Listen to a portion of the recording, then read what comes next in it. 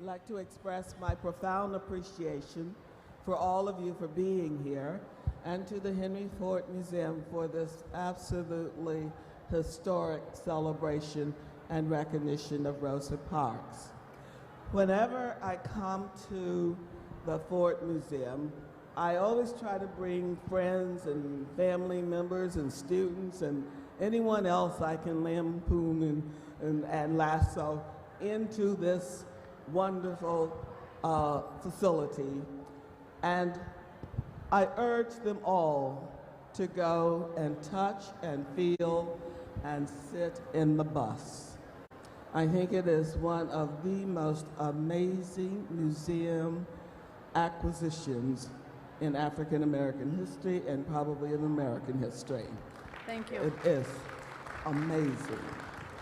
So this brief conversation will focus on the bus, how you acquired it, what it took to renovate it, a question that a lot of people do ask, and I'd like to ask that of you as well. Would it have been better to have left it in the state in which you found it, or to have transformed it into this gorgeous looking bus? So those are some of the questions. Good. Thank you, Professor Hine. I'll begin on that topic. We actually had a lot of discussion and dialogue about the question of restoration of the bus, both internal dialogue with museum staff at the time, that was 2001, but also we had a lot of advice and commentary from members of the public. And there was, I don't know how actually divided it was, but there was significant debate on both sides. One point of view believing that we should leave the bus unrestored as we found it. It was in pretty tough shape. It had been sitting in a field outside of Montgomery for over 30 years. The windows were shot out, the seats were gone, the tires were no longer held air. But many people felt that it represented in that condition the struggle and the difficulties that African Americans had to overcome, and that this symbolized the civil rights movement as it was. The other point of view, which is the one we ultimately adopted, was that maybe 10 years from now, 20 years, 100 years from now, people would simply think we didn't take care of it. That it was an artifact, unrestored, unlike almost everything else you see in this magnificent place, that has been restored or maintained in its original condition. And we also thought that there was an opportunity to really try to recapture that moment in 1955. And so our team of conservators, working with an outside restoration house, a supply company in Detroit called MSX International, we wanted to restore it to what it looked like in 1955. We did analysis of the paint. We found seats that were original seats but not of that bus, et cetera. Went through a long process in order to make it look and feel just like it did then. And then we made the decision to let people get in it because the inside was restored, and that really was the kind of crowning achievement, I think, of this institution, so that people really then can experience, as millions have, sitting in that chair, and recently as President Obama did in that magnificent photograph. It's one of the hallmarks of this institution and our mission to steward the American stories of innovation, ingenuity, and resourcefulness is that we allow people immersive opportunities to feel what it might have felt like to walk in a building, to sit on a bus, to go walk into a large train, to ride on a Model T, to get in the courthouse where Abraham Lincoln practiced law. Having those touch points gives us an opportunity to feel the emotions that bring the story forward. And in the end, we are storytellers, and the artifacts are simply a way of telling that story, a real personal way. And so I think that has become the power of that bus. And the stewardship of this institution is to give people those moments. You want people to come into a museum and not only to understand the history, but and to learn from the artifacts and to read the descriptions. But if you could take it that extra step of having them actually go and embrace that artifact, to feel that artifact, you are teaching them and unleashing other ways of knowing, of feeling, of being in touch with that history. The context of the artifacts is very important because one of the things Henry Ford really was a proponent of, the immersive hands-on learning, because history is often taught from a history book, and you would know this, of course, by rote or by memory, by a date, by a person's name. And often children grow up thinking that these people who were very ordinary, they are put onto a pedestal where they might not have had a struggle in their life. You know, Thomas Edison, Rosa Parks, and it really is about their struggle and that determination and tenacity, and that's what we want people to feel and understand, so we give them that context. One other question about, in the same vein, how difficult was it to acquire this bus? What was the backstory behind that struggle? Yeah, there's a terrific backstory, actually, Dr. Hine, and I was just mentioning it to Stephen Henderson on the DPS feed a moment ago. We had for years, we collect many objects, many of them humble and everyday, but occasionally we have an opportunity to collect an iconic object. The chair, Abraham Lincoln, was seated in when he was assassinated, as one such object. World-class, completely unique, cannot be replicated. There's only one. And we had discussions inside this institution about saying, let's really focus on what the next major iconic object could be. And we said, for example, the bus Rosa Parks refused to give her seat up in. No one, of course, knew where it was. But it was the sort of thing we looked at for a long time. And then the lunch counter from Greensboro came up, the great desegregation conflict surrounding that lunch counter, and it was acquired by the National Museum of American History. We bid for it and we failed. And we thought, okay, we need to get better at our game. Get serious at this. Get serious at this. And what happened was, and this is really fascinating, a picture appeared in the Wall Street Journal in August, I believe, September or August of 2001, with a photograph of the bus in very dilapidated state, sitting in a field, and the taunting headline said, "Could this be the Rosa Parks bus?" We sprang into action then, following someone else who sprang into action before us, which was a guy who ran an auction house in Chicago called Mastronet. He heard that the current owners of the bus, who were the son-in-law and daughter of the man who bought the bus from the Montgomery City Lines in 1971 when they decommissioned it, he bought it as a storage shed. He bought two of them. One of them was the Rosa Parks bus, and he put them in a field, and he stored lumber and tools in it for 30 years. But he always told his daughter and son-in-law that this was the bus that Rosa Parks refused to give her seat up in. They thought, after he passed on, we need to do something with this, and they tried to sell it on eBay for $10,000. No bidders, and a lot of doubters said there's no chance, no way. The National Civil Rights Museum in Memphis opened in 1990 or 91, I think. They got a replica bus because they couldn't find it, installed it.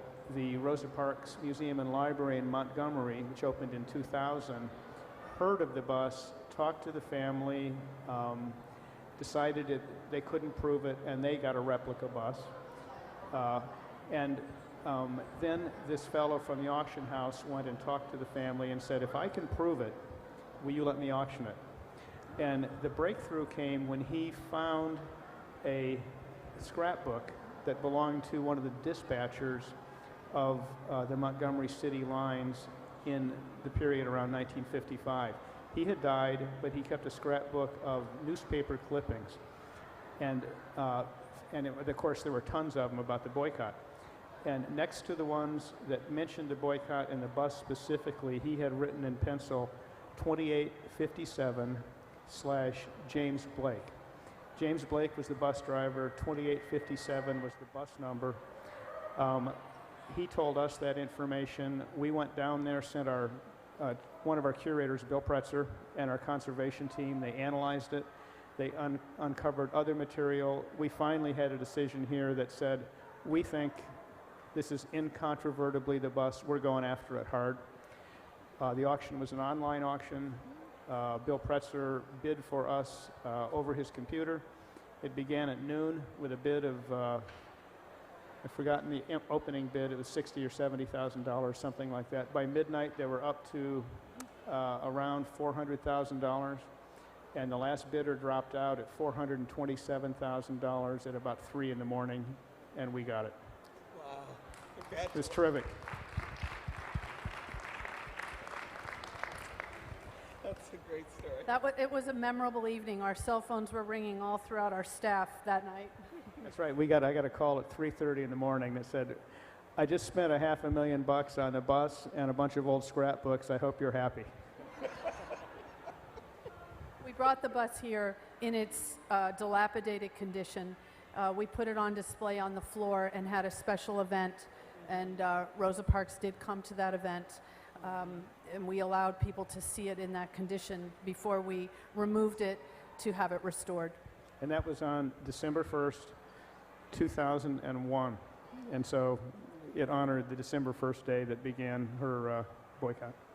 One of the things that I think about whenever I touch the bus, get on the bus, or just stand and look at the bus, is what a great metaphor this bus is as a connecting link between the Southern Civil Rights Movement and the Northern Civil Rights Movement.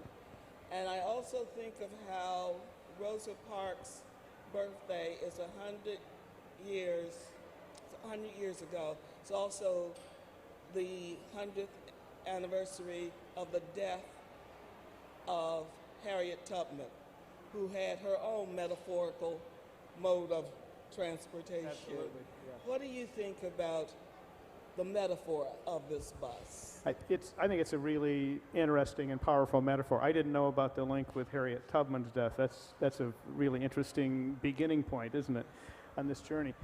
We think it, and some people said, why should you keep the bus here? Why shouldn't it be in Montgomery, or why shouldn't it be in Washington? We actually think the metaphor you mentioned is a very powerful one, because Detroit was really the magnet for much of the Great Migration. And so many African Americans came north, but a large percentage of them coming north in the Great Migration came to Detroit. It was really the epicenter because of the automobile industry. And Rosa Parks came here and lived here, as Congressman Conyers said, for the second half of her life. So we think having it here for both the reason that Mrs. Parks lived here, for the fact that Detroit has had such a fascinating part to play in the civil rights story, and because it really was the endpoint of so much of the Great Migration, that the bus really kind of rounds that story out in a very powerful way. And the symbolism of it really, too, is about all human rights. It's a symbol of courage, and what we hope people will take from it, especially in the context of the exhibition with Liberty and Justice for All, is that you also can stand for something. You can be courageous. You can see the many people who have stood for something as important as our human rights. And you too can make a difference. And that's what we want people to take from it. So it has that power. Oh, absolutely. One of the things that I try to teach my students about Rosa Parks and the Civil Rights Movement and the Great Migration is that people want to demonstrate in whatever tangible way is possible, not only their humanity, but their absolute devotion to the principles of democracy, to equality of opportunity, to the right of citizenship, to the right to stand up and protest and disagree, that resistance is part of the fabric of American society. It's part of the identity of Americans. and that Rosa Parks, to me, and to so many others, epitomizes that, so that Rosa Parks is a hero or a heroine to all Americans, regardless of your race or gender or class status or ethnic immigrant or background or who you love or whatever. She is an authentic, genuine American hero as far as I'm concerned. Very well said. We also call her a social innovator, because many times people take the idea of innovation, which we do so well in this institution, and they think that it has to be technological in some kind. But there is also social innovation, and we think democracy is a great example of social innovation, and that whole exhibit expresses that.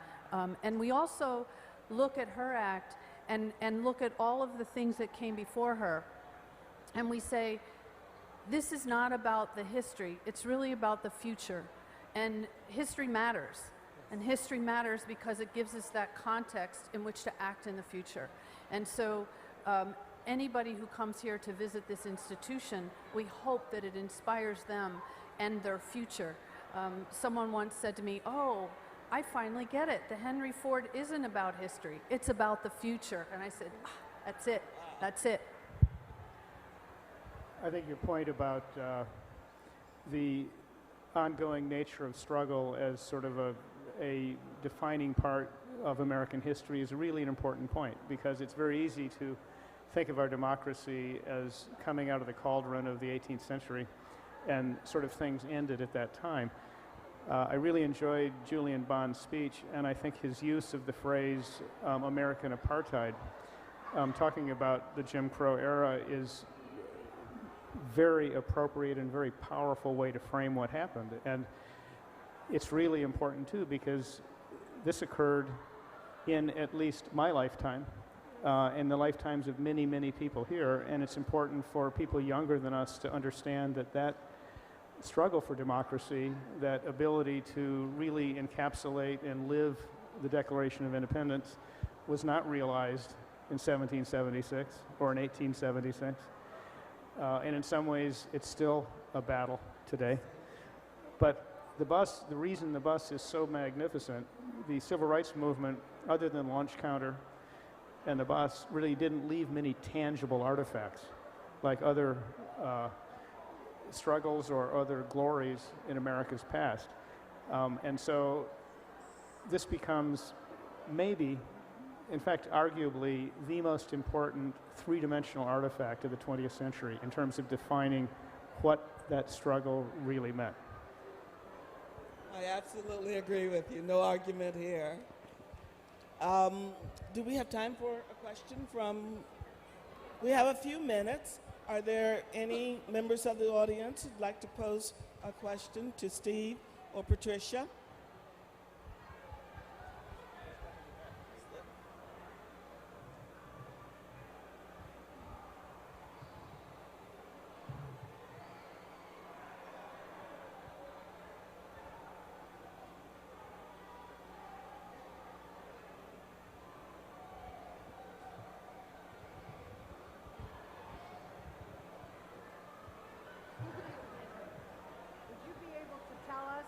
How much it costs to restore the bus? Okay, you're going to put me on the spot. I think we acquired the bus for, I think it was $427,000, and I think it was something over $500,000 restoration. The entire body was treated. We had to do research into we knew it had the yellow and green livery on it, but we wanted to make it look like the yellow and green livery of a bus that was then 7 years old in service, and then we had to acquire the seats, get the tires, etc. So I think it was around $500,000. Thank you. Yes. And one other point I might add: people, you think of, gee, you spent almost $1 million on this bus. Well, when you think of the power of it, that was money well spent. Thank you. My question is, in conjunction with the amount of money that you spent to restore the bus, how long was the process? The bus was here, as Patricia said, for one day on December 1st, 2001, and on that day, right in the spot, Mrs. Parks came, very elderly, but she was reunited with the bus, which was a really magical evening. And then we took it away to a restoration house, a warehouse in Southfield, and it was there until February 2003. So it took a long time to get it fully restored. Yeah, about 18 months, and it came back to open our celebration of Black History Month in 2003. Thank you. And then it opened in the exhibition with Liberty and Justice for All in 2006, January of 2006. So exactly almost, how many years ago is that? 7 years ago. Thank you. Thank you. I've been told that many of your artifacts that you have, like the cars and the trucks, the farm machinery, are able to be used still. The bus, I understand there's no motor, no transmission, That's no correct. electrical system. That's Is correct. it still a bus when it doesn't have a motor? I think it has a motor. It doesn't run, though. It doesn't run. In fact, we are not allowed by the fire marshal of Dearborn to have vehicles in operating condition with fuel, batteries, etc., in them inside the village. But as Patricia knows and does every day, we operate all kinds of stuff in Greenfield Village. So We the do. ones in here are inoperable by And reason. we have taken some of our vehicles off-site and run them for various different events. But when they come back into the museum, we have to follow all the appropriate codes to keep them here. The GM plant, where was that located? The what? The GM plant that the bus was made. Oh, I think it was in Pontiac. Yeah, it was. Pretty amazing that the bus came home too. That's Bus came home too. actually someone said that at the time, and we were able to find the records of the bus manufacturer from there's a collectors group for everything, and there was a motor coach collectors group from New Jersey that was able to give us the actual vehicle number from General Motors when it was made, and we could find that vehicle number on the bus, which was yet one more proof point. Yeah, thank you. And I think it's also important to note, and Steve, help me remember this. We had, I believe, GM and others who came forward to help us with the restoration. Yep. GM was very involved, both in their advice and their financial support. And others as well. So, one more question. And we probably need to end. Do we have? My research also from the museum or the library, the Benson Ford Library, there was a gift of $200,000 for the remodeling or renovation of the bus. For the restoration of the bus, there was indeed. We raised money for it. Thank you. Thank you very much for being so wonderful and answering all these questions. Your joy is palpable, and so I am so happy that you got the bus, and that the bus is here, and the bus will stay here. Let's give him a round of applause. Thank you. And thank you, Dr.